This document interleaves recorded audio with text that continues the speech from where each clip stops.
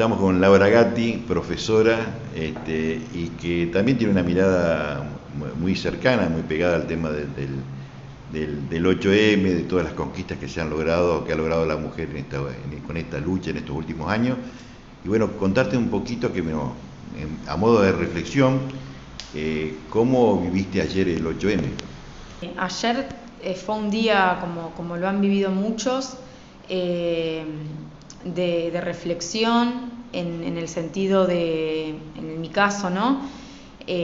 Responder algunos mensajes que llegaban de feliz día, así como otros de, bueno, feliz lucha u otros de reconocimiento.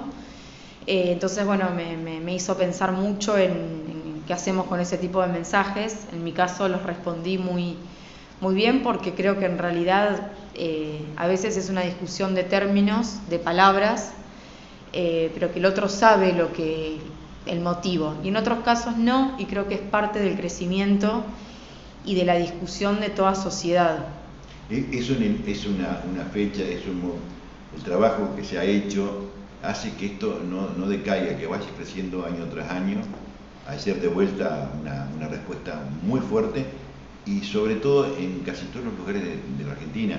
Argentina marca un poco también esta vara muy alta en cuanto al tema de derechos, pero ¿por qué te crees que se mantiene esto? Bueno, creo particularmente en San Cristóbal hemos visto, yo participé de un acto, pero después también hubo otro acto oficial que lo organizó la municipalidad, y antes estuvo el acto organizado por distintas agrupaciones. Me parece que hay que celebrar eso.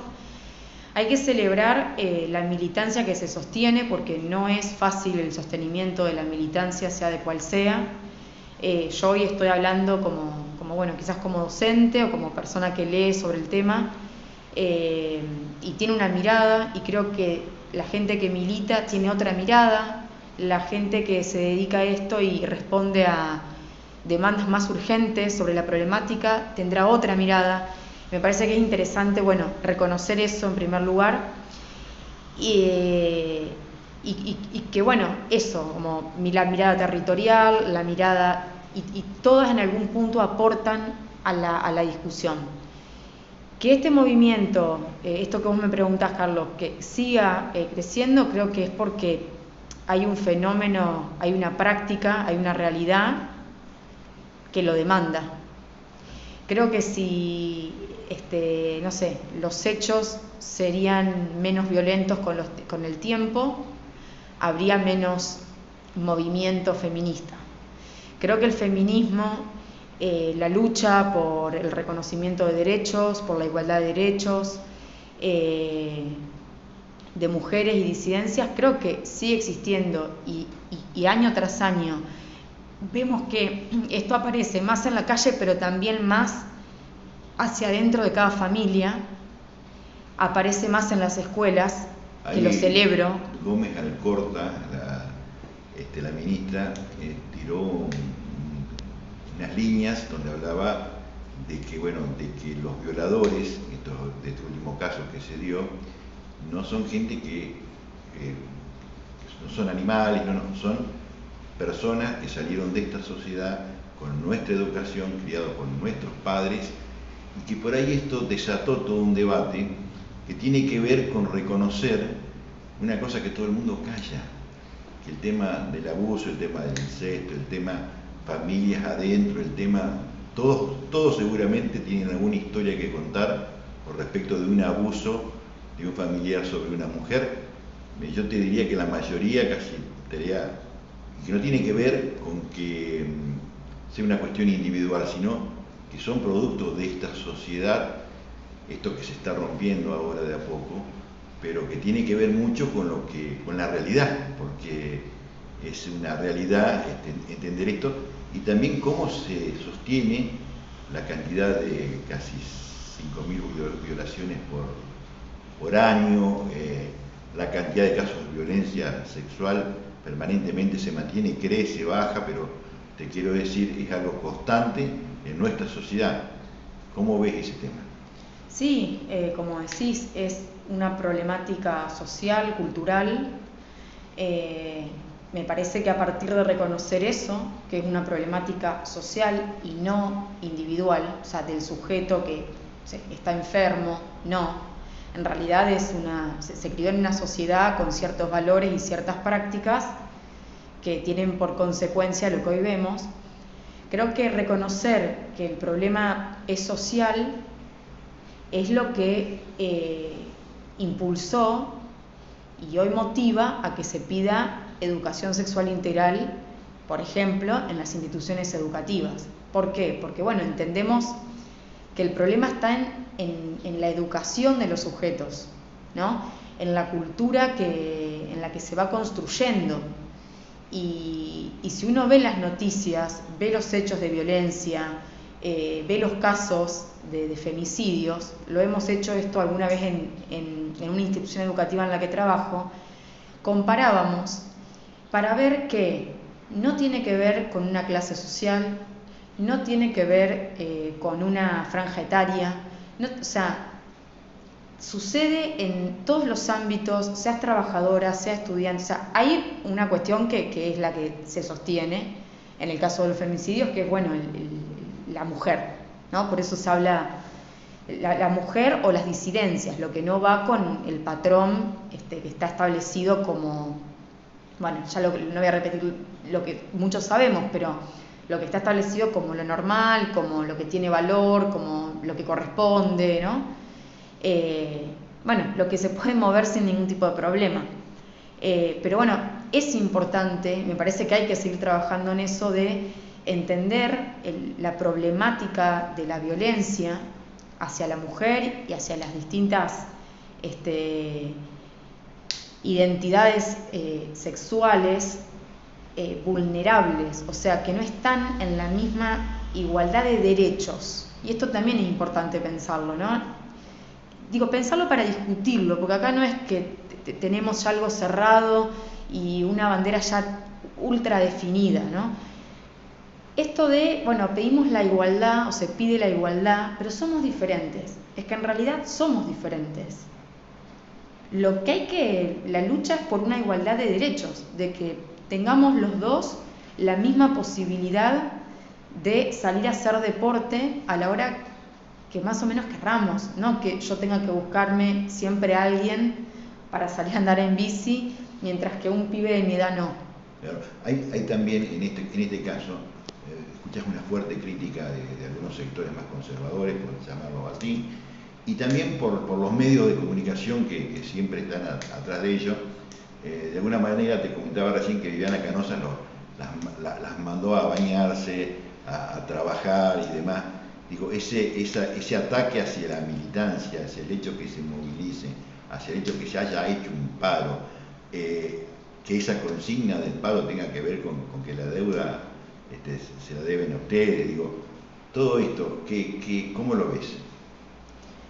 Lo primero que pienso de los dichos de Viviana Canosa y muchos otros es que me cuesta mucho entenderlo y que no esté siendo pagada para que diga eso, que lo diga ella, pero suponiendo que no soy no tan exacta de ser ingeniera, pero corriéndome y pensando, creo que sale de una mujer o de mujeres que no están viendo digamos, recortados sus derechos. Creo que es, y por eso como que lo pongo en contexto e intento entender ese discurso. O sea, es alguien que tiene trabajo, que no ha tenido problemas en conseguirlo, que por su modo de vida no tiene problemas, ¿no? Como que ayer leía una frase de esas que se comparten en las redes que decía: ¿a qué mujer de tu familia tienen que matar para que comprendas esta lucha?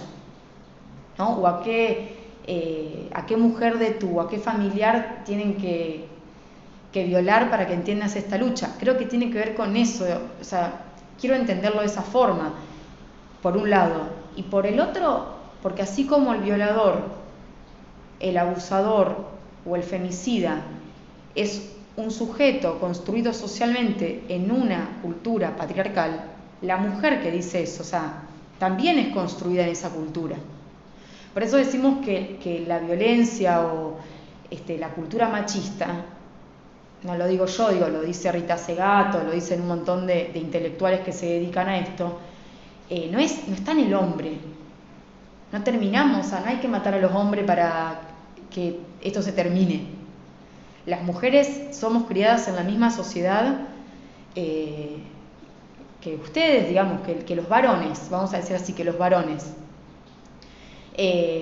La madre que cría a sus hijos también fue criada en esta sociedad. Entonces, esas dos cosas, creo que las mujeres que aún tienen ese tipo de juicios, o sea, con todo mi respeto, creo que no han tenido ninguna incomodidad en su quehacer laboral, diario, doméstico, de crianza, y no logran tampoco empatizar con quienes lo padecen diariamente.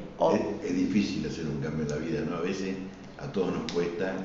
Y cuando, porque es estructural, además. Una sociedad que por miles de años hizo esto, le es muy difícil poder cambiar. Y es estructural, eso me parece que es difícil, porque también esto, nosotros, digo, yo hoy puedo darme yo algunas discusiones, ¿no? O con mis colegas, y hace unos años no me las daba, y quizás había gente que ya estaba dándolas.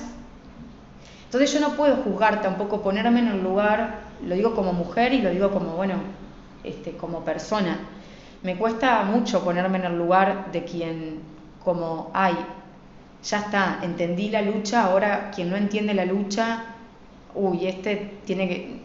No, qué sé yo, me gustaría que el mundo sea mucho más amplio y mucho más plural y que quepan, digamos, tantas vidas como cada uno lo desee sin que eso implique el perjudicar al otro.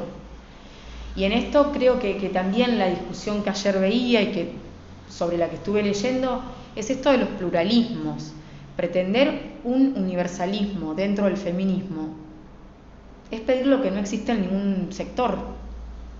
Es como pedirle, no sé, a un sector político un universalismo en sus principios y cómo llevar esos principios a la práctica. Y en realidad podemos acordar nosotros, no sé, somos los dos de cierta línea, somos los dos feministas y acordamos en estos principios. Pero después llevarlo a la práctica, podemos decir, bueno, no, yo soy mucho más dogmática, más fuerte, yo no dejo entrar gente que no. Y vos decís, no, yo soy mucho más permeable, para mí hay que ir de a poco, de adentro. Entonces, como que ahí, para mí el feminismo es como voy a hacer una categoría muy filosófica, pero como una praxis teórica.